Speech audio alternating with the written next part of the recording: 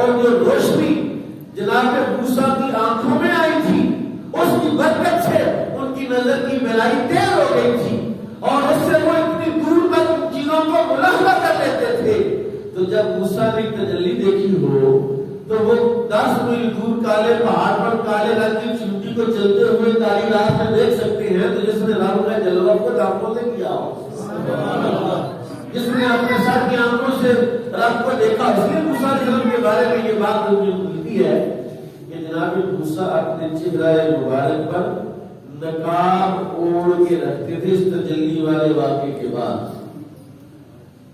اس تجلی والے واقعے کے بعد جناب موسیٰ اپنا چہرہ کسی کو دکھاتے, اس کی تاثیر یہ تھی کہ جو کوئی آنکھ بھر کے جناب موسیٰ کے چہرے کو دیکھتا تھا بینائی چلی جاتی تھی, اندھا ہو جاتا تھا.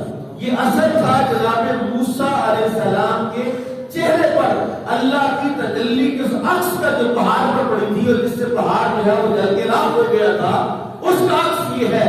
میں کہتا ہوں تو جس کے چہرے پر, جس کی آنکھوں میں, جس کے سامنے اس طرح رب کا جلوہ ہو کہ فقان قاب قوسین او ادنی کی کیفیت ہو, یہ 2 کمانوں کا فاصلہ رہ گیا یا اس سے بھی کم, اس کی آنکھوں کی بینائی کا عالم کیا ہوگا, اس کے علم کی رسائی کا عالم کیا ہوگا.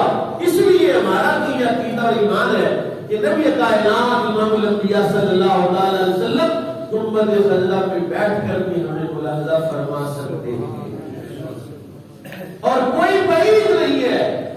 اب دیکھیے نبی کی جو سماعت ہوتی ہے وہ عام بندوں کی سماعت سے زمین و آسمان کا فاصلہ رکھتی ہے. حضرت سیدنا سلیمان علیہ السلام نے کتنی دور سے چیونٹی کی یہ بات کو سنا, اتنی, چلو 3 میل کہہ لیں, میرے مطالعے تو 10 میل ہے. 10 میل سے جناب سلیمان علیہ السلام نے چیونٹی بات کر رہی تھی کہ چیونٹیوں دلوں میں داخل ہو جاؤ, اللہ کے نبی کا لشکر آ رہا ہے اور کہیں لا شعور میں تمہیں روند نہ ڈالے. فتبسم ضاحكا من قولها, تو وہ ان کی بات سن کے مسکرائے. آپ کو تو کان میں چیونٹی چلی جائے تو آپ کو پتہ نہیں چلتا یہ کیا کر رہی ہے, کیا کہہ رہی ہے. میرے کریم آپ کا امام الانبیاء صلی اللہ علیہ وسلم 4 مرتبہ شک صدر ہوا, اور یہ استعداد اور یہ طاقت اور یہ توانائی اللہ تعالیٰ نے رسول اللہ کے قلب اقدس میں رکھی, داخل فرمائی, پھر جا کر معراج کا سفر کروایا اور پھر وہاں تک لے جائے گے کہ جہاں تک جا کے جبریل نے بھی کہا لو درت انبلت الاحمرت یا رسول اللہ, یا رسول اللہ کے ناخن کی مقدار بھی آگے بڑھا تو جل کے راکھ ہو جاؤں گا.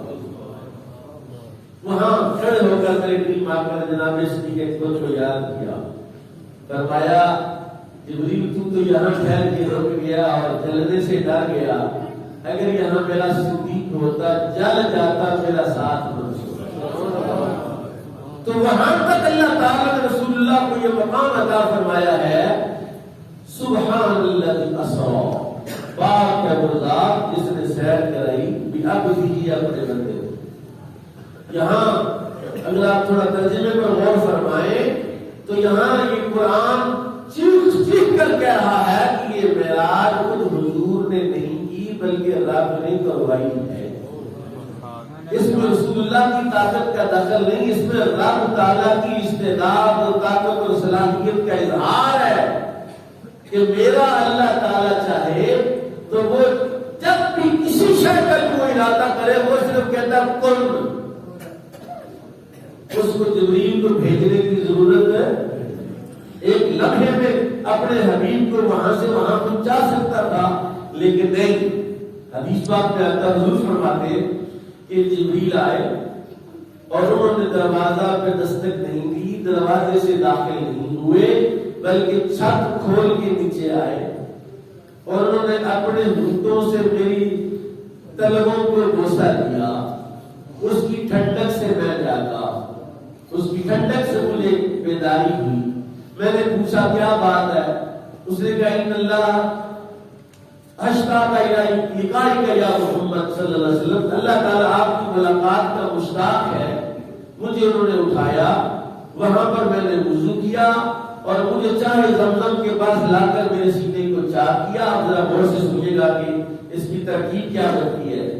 کہتے میں اس واقعے کو رسول اللہ کا کوئی صحابی نقل نہیں کر رہا، دور سے دیکھنے والا کو بیان نہیں کر رہا، بلکہ خود رسول اکرم امام الانبیاء صلی اللہ علیہ وسلم خود بیان کر رہے ہیں کہ میں نے دیکھا کہ انہوں نے میرا سینہ چیرا، میں دیکھ رہا تھا انہوں نے میرا دل نکالا، میں دیکھ رہا تھا انہوں نے میرے دل کو چیرا، میں دیکھ رہا تھا اس کو انہوں نے آب زمزم سے دھویا، میں دیکھ رہا تھا ایک حکمت کا تھار بھر کے اس میں ڈیلا جس کے اثرات میرے حلق کی رگوں تک پہنچے، اور پھر اس سینے دل کو میرے سینے میں دوبارہ رکھا اور میں دیکھ رہا تھا یہ ساری باتیں چیخ چیخ کر اعلان کر رہی ہیں کہ ہمارے آقا زندہ رہنے کے لیے دل کے محتاج نہیں، اور نبی کریم صلی اللہ علیہ وسلم کو اللہ تعالیٰ نے وہ شرف بخشا ہے، وہ عزت بخشی ہے، وہ مقام بخشا ہے۔ ہمارے بزرگوں نے ایسے نہیں کہہ دیا بعد از خدا بزرگ تمہیں تیسرا مختصر، اس سے آگے تو بات ہی ختم ہو گئی ہے۔ اور جب اللہ کے بعد رسول اللہ سے بڑھ کر کائنات میں کوئی شے نہیں ہے تو ماننے والے کو اور کیا چاہیے کہ کس طرح کا محبوب ہو، جس کی یہ شان ہو، جس کا یہ مقام ہو، جس کا یہ مرتبہ ہو، وہ اسے کیوں ٹوٹ کر محبت نہ کرے، وہ کیوں اس پر کثرت سے درود و سلام نہ پڑھے۔ فرمایا بِيَقْضِهِ لَيْلًا مِنَ الْمَسْجِدِ الْحَرَامِ إِلَى الْمَسْجِدِ الْأَقْصَى، مسجد حرام سے مسجد الاقصی تک کی سیر کرائی جاتا ہے۔ الذی بارکنا حولہ، الذی بارکنا، اس کا کیا ہوگا، یہ برکت کیا ہوگی؟ اللہ کہتا ہے الذی بارکنا حولہ، وہ مسجد اقصی جس کے ارد گرد برکتیں ہیں، جس کے ارد گرد کیا ہے، برکتیں ہیں۔ وہ برکت کیا ہوتی ہے؟ آپ حضرات کو میں یہ بات عرض کروں کہ نبی کریم امام الانبیاء صلی اللہ علیہ وسلم کی دیدار کے لیے 70 نبی، کتنے؟ سر ہو گیا 70 انبیاء کی قبور ہے، خانہ کعبہ کے دروازے سے لے کر مقام ابراہیم تک، جو اس نیت سے تشریف لائے کہ نبی آخر الزمان کا یہ جائے پیدائش ہے اور ہم یہیں پر رہیں گے تاکہ حضور صلی اللہ علیہ وسلم کی جب ولادت باسعادت ہو تو ہم حضور کا دیدار کر سکیں، اور یہیں پر کہتے مسجد اقصی کے ارد گرد 4000 انبیاء کے دیدارات، جس کو اللہ تعالیٰ نے کیا کہا، الذی بارکنا، جہاں اللہ کے نبی کا مزار ہوتا ہے وہ جگہ برکت والی ہوتی ہے۔ خود حضور فرماتے جب مجھے جبریل نے سوار کیا براق پر تو مجھے تھوڑی دیر چلنے کے بعد کہا آپ یہاں 2 رکعت نماز پڑھی، میں نے دیکھا کہ وہاں کھجوروں کے باغات تھے، کھجوروں کے درخت بڑے زیادہ تھے، میں نے وہاں نماز پڑھی۔ پوچھا کہ یہ کون سی جگہ ہے؟ عرض کیا گیا کہ یہ آپ کا دار ہجرت ہے، یہ یثرب ہے، یہ طیبہ ہے، یہاں آپ نے آ کے رہنا ہے، یہاں آ کے آپ نے دفن ہونا ہے۔ پھر سواری پر سوار ہوا، ایک مقام آیا، کہا یہاں اتری اور نماز پڑھی، میں نے وہاں نماز پڑھی۔ پوچھا یہ کون سی جگہ ہے؟ کہا یہ مدین ہے۔ حضرت شعیب علیہ السلام جہاں جناب موسیٰ کی تربیت فرمائیں گے یہ وہ جگہ ہے، یہاں فرمائی تھی یہ وہ جگہ، میں نے وہاں 2 رکعت نماز پڑھی۔ پھر کچھ دیر کے بعد دوبارہ سواری روکی گئی، فرمایا یہاں نماز پڑھی۔ میں نے پوچھا یہ کون؟ کہا یہ بیت اللہ ہے کہ حضرت عیسیٰ پیدا ہوئے۔ اب نبی پاک صلی اللہ علیہ وسلم کو 3 جگہ پر روک کر نماز پڑھوائی گئی، کیوں؟ اس لیے کہ وہ نبیوں کے مقامات تھے، برکت والے تھے۔ جہاں اللہ والے کی قبر ہوتی ہے، مزار ہوتا ہے،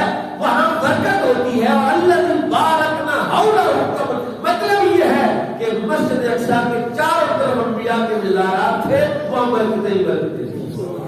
الذی بارکنا حولہ، آگے فرمایا لنریہ من آیاتنا، لنریہ من آیاتنا، تاکہ ہم ان کی نشانیوں کو دیکھیں، دکھائیں، لنریہ تاکہ ہم دکھائیں ان کو اپنی نشانیاں۔